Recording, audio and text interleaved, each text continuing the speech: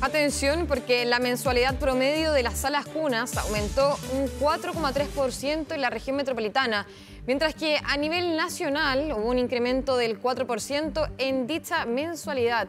Para analizar estas y otras cifras tomamos contacto con Cristian Briceño, director de Marketing y Experiencia de Enderet Chile. ¿Cómo está, Cristian? Muy buenos días.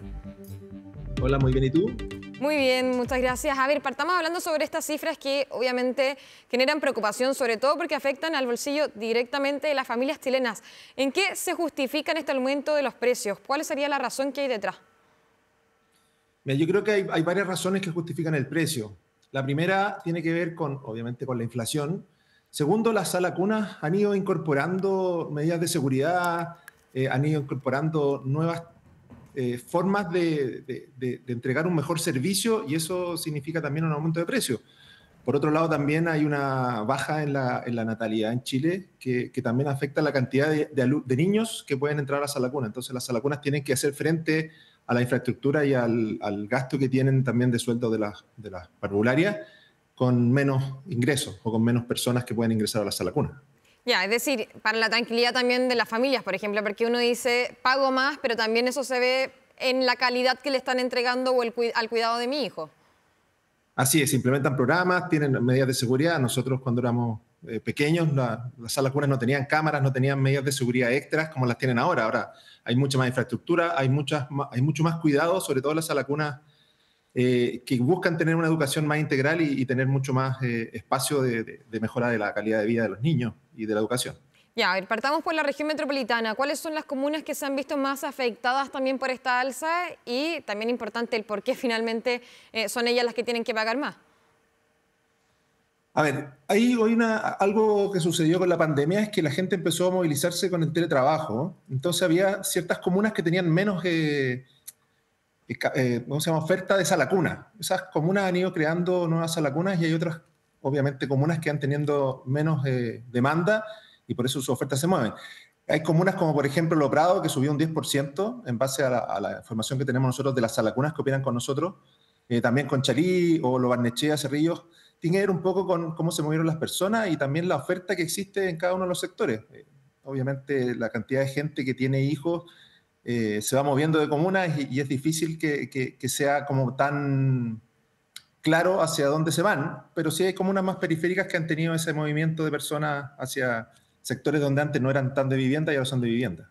Y en la región, por ejemplo, en las regiones, por ejemplo, ¿por qué Coquimbo también llega a ser una de las que sufre esta mayor inflación en cuanto a los precios? Tiene que ver también con eso. Yo creo que la pandemia hizo que muchas comunas recibieran gente que iba de Santiago y iba a hacer teletrabajo y cuando uno le daban a elegir y se podía trabajar fuera de Santiago, uno elegía lugares costeros donde tuviera también un lugar donde pudiera salir y tranquilamente ir a la playa, etcétera. Ya, y una de las razones entonces, claro, es la pandemia, pero también, por ejemplo, la migración podría estar dentro de estas razones para que exista esta consecuencia finalmente. Así es, Ya. así es. Esa migración es la que causa también que haya ofertas y precios que suban en otros lados, donde hay menos oferta y tú tienes que crear nuevas salacunas, etcétera. Cristian, ¿y con esto existe alguna preocupación en el hecho de que, por ejemplo, se puedan crear como empleos informales o salacunas informales, es decir, que no estén regidas bajo los protocolos o las leyes y simplemente para tener una especie de cuidado de tus hijos, pero más barato? Sí, pero la diferencia, a ver, eso siempre va a ocurrir o siempre puede estar el espacio, por eso vimos noticias el año pasado de guarderías informales, pero nosotros entregamos un servicio que va regido por lo que entrega el Ministerio de Educación, es decir, las salacunas que pertenecen a nuestro servicio tienen que tener un rol que es parte de la legislación. Dado eso, las personas que optan por nuestro servicio no están regidas por las ilegales ni por las salacunas que no tengan permiso, sino no pueden participar de nuestro servicio. Pero aún así hay que tener mucho cuidado y hay que exigir que las salacunas donde uno pone a su hijo tengan las certificaciones que requiere el Ministerio de Educación. Claro, y ahí me imagino usted hace las recomendaciones a los apoderados. ¿Cuáles son los principales puntos o diferencias que podrían tener unos con otros? Porque tú bien lo decías, el año pasado, durante el 2024, hubo varios reportajes y sobre todo por consecuencias incluso fatales que hubo en algunos casos, sobre todo en aquellos donde se cuidaban a los niños en edificios, en departamentos. Sí, lo que pasa es que el servicio de salacuna o las salacunas tienen que tener ciertas condiciones que son regidas por el ministerio. Las que no tienen esas condiciones o no tienen certificación pueden ser cualquier cosa. En el caso de la sala cuna, los padres tienen que regirse porque estén certificadas, porque eso significa que la autoridad entrega ciertos lineamientos básicos que tiene que tener una sala cuna en cuanto a seguridad, higiene y hartas requisitos, pero también el papá tiene que sentirse cómodo donde está dejando a su hijo, tiene que ver también con la sintonía o con la química que uno genera con las dueñas o los dueños de las salas cuna, los profesores, etcétera. Uno tiene que estar tranquilo donde deja a su hijo y yo creo que cada padre tiene preocupaciones distintas de poder verlo, de poder saber o que esté cerca de la casa o poder, en casos de emergencia, recogerlo rápido. Todo ese tipo de cosas influyen en cómo uno elige. Claro que sí. Lo más importante es que estén certificadas y que tengan, obviamente, el permiso de funcionamiento. Ahora, obviamente, considerando marzo, que es un mes de mucho gasto para cualquiera y cualquier familia, en promedio, ¿cuánto estaría gastando por hijo una persona que lo envía a una sala cuna? Mira, por lo general el rango está entre los 400 y los 500.000 pesos. Depende un poco del sector y la sala cuna. A diferencia quizás de los colegios, el servicio de sala cuna es un servicio mucho más permanente. Uno a nivel de colegio, el colegio va de marzo a diciembre, pero uno en enero cuando trabaja, las madres que tienen hijos pequeños también requieren de servicio de sala cuna. Entonces para nosotros es un continuo en el año. La diferencia está quizás en el cobro de la matrícula que viene una vez al año como en esta época, pero parte en diciembre y termina ahora en febrero. Para todo lo demás sigue siendo una carga mensual de todos los meses del año, excepto quizás las vacaciones donde uno saca al niño y si lo lleva a vacaciones y se va con él, entonces no está sujeto, pero en general es 11 meses al año donde uno está en sala cuna. Sí, claro. Ahora, ¿esta alza por qué se registra durante este 2025 y no así en los años anteriores, considerando el 2023, 2024, que ya eran años que la pandemia se había terminado o iba completamente en descenso? Es que siempre hay un alza, por eso te decía yo al comienzo que esto va también relacionado con la menos demanda que hay ahora de sala cuna. Entonces, cuando tú tienes una sala cuna y tienes un costo hundido que tiene que ser la instalación, el pago de sueldo, etcétera, necesitas hacerla funcionar y tienes que hacer que se mantenga con un nivel de ingresos y ese nivel de ingresos, si hay menos menores, significa que tienes que cobrar un poco más para mantenerlo. Claro. Hay sectores donde no pasa eso, pero hay sectores donde sí pasa eso. ¿Qué es lo que tienen que tener en cuenta más bien los padres cuando van a ingresar a su hijo a una sala cuna? ¿Cómo también saber que esa sala cuna cumple con los requisitos y es parte de lo que pide el Ministerio de Educación y no así una sala cuna informal? Lo primero que tienen que hacer es exigir el rol que se le entrega a cada sala cuna. Eso es una obligación para la sala cuna. Ahora, antes tenían una certificación, pero ahora es obligatorio tener el rol desde enero de este año. Con eso ya se certifica que la sala cuna está siendo fiscalizada y está que cumple con los requisitos del ministerio. Después de eso viene lo que uno necesite, la infraestructura, la calidad no sé, de la educación, de lo que uno quiera entregar al hijo, de cuántos niños van. Todo depende de lo que uno esté más preocupado. Si tiene cámaras para ver a los niños, tiene que buscar antecedentes, tiene que tener, ojalá, recomendaciones de padres que hayan ido ahí. Y yo creo que es la mejor forma de entender si la sala cuna se adecua o no se adecua a lo que uno busca como seguridad y educación de los niños. ¿Y existe alguna opción de poder llegar a ciertos acuerdos, bonos? Entendemos que es muy complejo lo que estoy planteando, pero es que en un año en donde marzo siempre es complejo, ya lo habíamos hablado, claramente esto se paga entre diciembre y los meses de verano, pero también en donde hay inflación, hay ajuste económico, sube la luz, sube los TAC, por ejemplo, en el caso de las autopistas. ¿Cómo se puede hacer para que las familias que tienen que ingresar, los niños que necesitan un cuidado, también no se vean limitados debido a este aumento que es considerable para el bolsillo de cada una de las familias? Así es.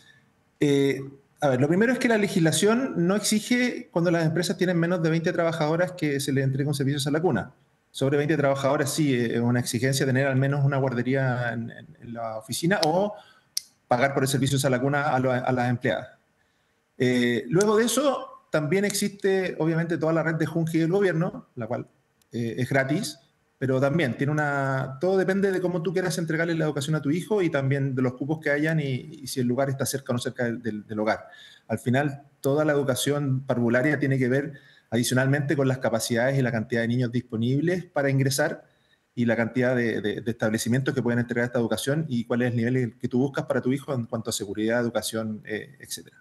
Cristian, y lo hemos visto, por ejemplo, en el caso de la educación básica, en donde en muchas oportunidades, año a año, vemos de que hay niños que quedan sin colegio, directamente porque no están los cupos necesarios o suficientes para ello. Especialmente relacionados con, por ejemplo, el colegio que yo quiero que mi hijo vaya porque queda cerca de mi casa, etcétera. En el caso de la sala cuna, ¿ocurren generalmente lo mismo o hay suficiente sala cuna para los niños del país? Nosotros nos hemos dado cuenta que existen suficientes salas cunas. Quizás antes habían más alumnos por cada curso, por eso también los cursos han crecido un poco. Antes se veía que habían más niños en sala cuna. Nuestro servicio lo nota, el crecimiento no ha sido tan grande como era los años anteriores, pero sí hay una cantidad de oferta importante. Por eso te digo, de repente pasa que la gente va moviéndose o deja de tener hijos, hay varios que envejecen, y esas salacunas van teniendo más espacio, pero también depende de la comodidad de las mamás, depende si uno quiere estar cerca del trabajo o cerca del hogar, o en un lugar de fácil acceso como para llegar pronto a la salacuna. De que existe oferta, sí hay oferta, pero también hay sectores donde hay menos oferta porque se aprieta con el movimiento de las personas. Ya, y yo como mamá que dejo a mi hijo en una sala cuna, ¿qué puedo yo exigirle a esa sala cuna?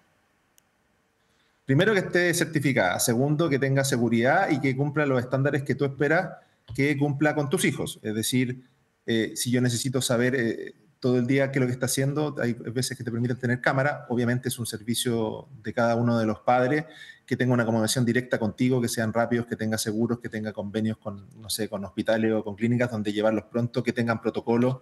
Todo eso yo creo que es muy relevante en cuanto a lo que uno tiene que esperar que ocurra cuando hay un accidente o alguna cosa, que se activen los protocolos y que funcionen bien. Obviamente todo eso está regido por la regulación. Si eso está ok, está perfecto y uno ahí ya entra más por gusto a cuál es la sala cuna que uno lleva. Pero hay cosas mínimas que uno debe considerar como padre que tiene que tener su hijo para que esté seguro si uno lo deja en manos de un tercero.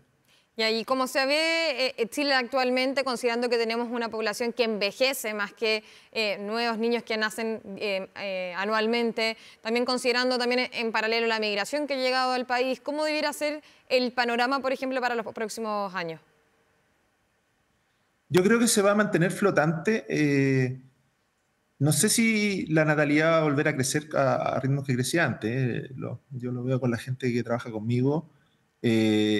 No existe tanto apuro de tener tantos hijos como ocurría antes.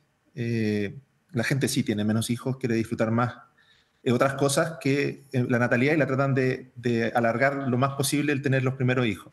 Y si tienen hijos, no tienen tanto como la mayoría de la gente antes. En ese contexto, yo creo que el servicio va a seguir estando con oferta. Obviamente, es parte importante del crecimiento del país tener una buena educación, así que es un servicio súper relevante en los primeros años de vida de las personas para que después creemos ciudadanos conscientes y buenos. Claro que sí. Cristian Briceño, director de Marketing y Experiencia de Edenred Chile, muchas gracias por su tiempo. Gracias a ti.